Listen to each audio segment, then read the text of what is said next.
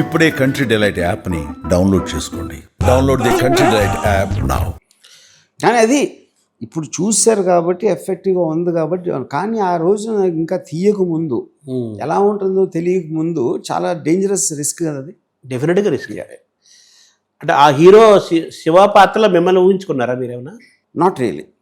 అది నేను అంటే ఇందాక చెప్పినట్టు నాకు బ్రూస్లీ ఎలిమెంటు ఇలాంటివన్నీ చూశాను. అది నేను ఐ వాజ్ వెరీ సైకలాజికల్. నేను ఎప్పుడు యాక్షన్లో ఎప్పుడు నేను పాల్గొనలేదు. నేను మ్యానిపులేట్ చేసి అలాంటివి చేసేవాడిని, కానీ అది వేరే చేయలేదు. మ్యానిపులేషన్ కూడా ఇది పార్ట్ ఆఫ్ సైకాలజీ కదా. Yeah of course. Impact others. Nagarjuna Shiva character manipulate చేయలేదు కదా ఎక్కడ. Shiva is very straight character. Yes. అమలని హీరోయిన్గా తీసుకోవటంలో నాగార్జున ఏముందా మీ ఇదే సార్? నేనే. బికాస్ ఇప్పుడు అమలా కూడా నాకు తెలుసు యాజ్ ఎ పర్సన్. కాలేజ్లో కొంచెం సొఫిస్టికేటెడ్ అమ్మాయి ఉండాలి, కొంచెం మోడర్న్ డ్రెస్లు వేసుకుని అది అని. దాంట్లో సొఫిస్టికేషన్ ఎందుకు ఇంపార్టెంట్ అంటే మిగతా ఉన్న వెరీ గ్రంజీ అండ్ కైండ్ ఆఫ్ రా ఎఫెక్ట్ తోటి అమలాకున్న పర్సనాలిటీ, తనకున్న క్లాసీనెస్ జక్స్టపోజ్ అవుతుందని అనిపించింది నాకు. మీ నిర్ణయం ఏది? సో వాళ్ళ లవ్ కూడా బలపడటానికి ఇది అవటానికి కూడా వాళ్ళు ఇప్పుడు నాగార్జున వల్ల ఫస్ట్ టైం ఎప్పుడు కలిసారు అంటే ఆల్రెడీ 2 సినిమాలు చేస్తున్నారు అంతకుముందు. సో అది ఎప్పుడైంది అనేది నాకు తెలియదు. సార్ ఈ సినిమాలో నాకు అనిపించింది ఏంటంటే, ఒకటి మిగతా అంతా మోస్ట్ అడ్వాన్స్డ్గా అనిపించింది ఎవ్రీథింగ్ అందరిలాగానే. నేను కూడా ఒక ఆడియన్గా ఈ డ్యాన్సులు జరుగుతున్నప్పుడు గుంపులుగా వెనక డ్యాన్సర్స్ ఉంటారు కదా, అది మన అన్ని సినిమాల్లో రొటీన్ అది. సో మన సినిమాలో కూడా శివాలో కూడా అవి ఆ డ్యాన్సర్స్ ఫేస్లు ఫెమిలియర్ ఫేసెస్ గుంపులుగా వెనకాలనే వాళ్ళు రావటం అనేది అది కొంచెం నాకు స్టీరియో అనిపించింది. గుంపులుగా వెనకాల ఒక డ్యాన్స్ చేస్తున్నప్పుడు డాన్సర్స్ ఉంటారు కదా, అవును, ఒక గుంపు వెనకాల వాళ్ళు డ్యాన్స్ చేస్తారు. మన అన్ని సినిమాల్లో కామన్ అది. అవును, హీరోయిన్ గుంపు వచ్చేస్తుంటారు. సో సరే బాటనీ దాంట్లో పెట్టారు, ఇద్దరు పెట్టారు, కానీ మిగతా 2 పాటల్లో కూడా ఆ గుంపులు ఉంటారు. Correct, ordinary. అది చాలా అందుకనే నేను ఈ 2 పాటలు తప్పిస్తే మన బాటనీ సాంగ్ అండ్ మన అఫ్కోర్స్ సరసరచాలు, I'm not so happy about the other songs. అది కిస్ మీ రాంగ్ నెంబర్ అవ్వచ్చు, ఎన్నియర్లో అవ్వచ్చు, మన ఆనందో బ్రహ్మ బుర్రా కేసులో తీసాం. అది very very ordinary, like any stereo అనిపించింది. Yeah correct.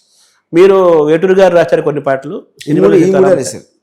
అదే ఈ 3 అదే సిరివెన్నెల రాశారు. అందుకని నేను అప్పుడు కూడా వేటూరు గారు స్టాండర్డ్ రైటర్, అనుపూర్ణేశ్వరుడు. నాకు సీతారామ శాస్త్రి గారు అంటే విపరీతమైన ఇష్టం. అందుకని ఈ 2 పాటలు మాత్రం ఆయన తీసుకోండి, మిగతా మీరు ఆయనతో రాయించుకోండి. అంటే నేను I was very disinterested in those 3 songs. నాకు ఇప్పటికి నాకు ఇంతవరకు లిరిక్ ఏంటో తెలియదు ఆ 3 పాటలు. కానీ బాటనీ ఒకటి, సరసాల సాలు 2 సిరివెన్నెల రాసినవే కదా 2. ఆ సాహిత్యం వెళ్ళలేదా మీరు? అయ్యన్నా ఆ 2 విన్నా, ఈ 3 వెళ్ళలేదు. వేటూరు గారు వెళ్ళలేదు. సో మామూలుగా ఇళయరాజా మామూలుగా చాలా మంది ఏం చెప్తారంటే, ఆయన కంపోజ్ చేసినప్పుడు ఎవరో రామానాయుడు పెద్దవాళ్ళు 2-3 పెద్ద డైరెక్టర్ ప్రొడ్యూసర్స్ తప్పితే మిగతా వాళ్ళు ఎవరికి వినిపించడు, ఆయనే తీసుకొచ్చేసి బోర్డు అన్నట్టుగా ఇచ్చేస్తారు అంటారు కదా. మీరే సిట్టింగ్లో ఎవరిని ఎంకరేజ్ చేయడం, రికార్డింగ్ టైం సిట్టింగ్లు అంటారు కదా, అది మీ ఎక్స్పీరియన్స్ విత్ ఇళయరాజా ఏంటి సార్ పాటల్లో? అంటే ఒకటి, నేను ఐఎమ్ ఆల్రెడీ ఇంటిమిడేటెడ్. ఇళయరాజా గారిని మించిన మ్యూజిక్ డైరెక్టర్ లేడు, ఆయన మించిన ఆలోచించలేదనే ఫీలింగ్లో ఉన్నప్పుడు అది రావడానికి అసలు ఆస్కారం లేదు. ఆయన మొత్తం 5 సాంగ్స్ 30 minutesలో చేశారు.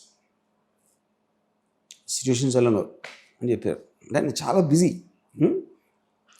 అంటే సరే కాలేజ్లో కొంచెం వెళ్ళాలి, అంత వెరీ కలోకియల్ వర్డ్స్ ఏదో చెప్పారు. అది చం చజం చం అంతే, అయిపోయింది. నెక్స్ట్ సిచ్యువేషన్ చలను అంతే, మళ్ళీ నెక్స్ట్ సిచ్యువేషన్. ఆయన దోశలు పూరీలు వేసి ఇచ్చారు. అంటే దోశలే, దోశ అంటే పచ్చడి అంతే. ఆయన ఇచ్చిందే భోజనం అంతే. అంటే పాయింట్ ఏంటంటే, ఇప్పుడు ఆయనకున్న సక్సెస్కి, ఆయనకున్న ట్రాక్ రికార్డ్కి ఎవరన్నా చెప్పడానికి ఆడ కొంచెం తెలియాలి కదా.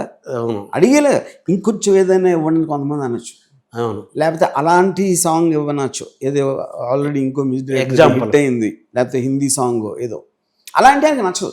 నువ్వు నా దగ్గరకు వచ్చింది నా మ్యూజిక్ కోసం, నువ్వేంటి మళ్ళీ వాళ్ళది ఎందుకు చెప్తావు ఇక్కడ? సో అలాంటి వాళ్ళు చాలామంది చూశారు కాబట్టి అప్పుడప్పుడు చిరాకు పడి ఉండొచ్చు, అది హైలీ పాసిబుల్.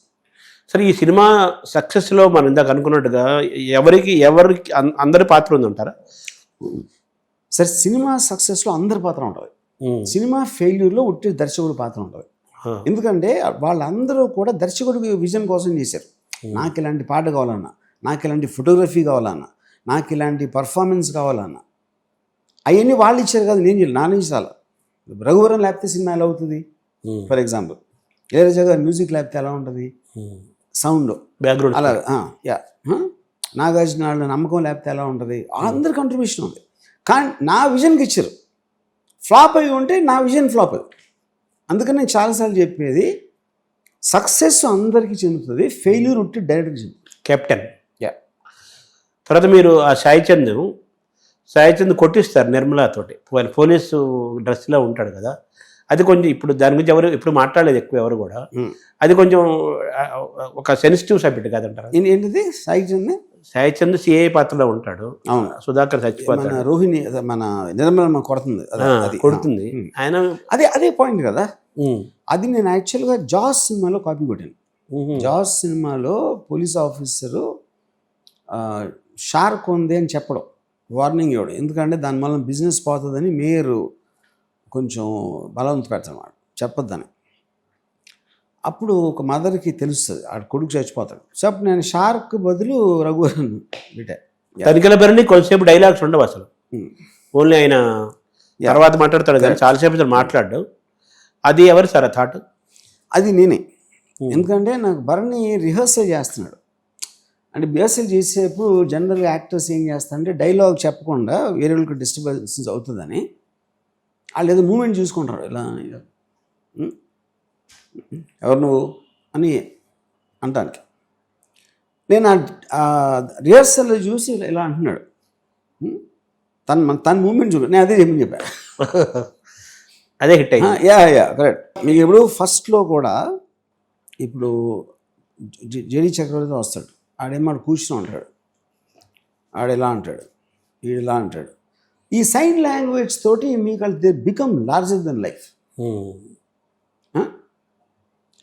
అదేంటి నాకు తర్వాత భరణి చెప్పాడు ఒకసారి, నేను ఒక పెద్ద డైరెక్టర్ సినిమాలో చేస్తామంటే నువ్వు శివాలో చేసినట్టు చెయ్యి అని చెప్పాడు. అంటే సరే నా ఎలా అన్నాడు, ఒక చిన్న సిగ్నల్ కట్.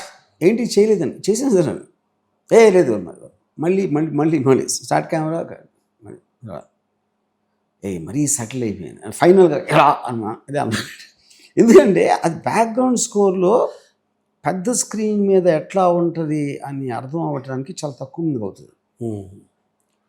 మీకు ఆ సెన్సిటివిటీ కానీ ఇంటెన్సిటీ ఉండాలి.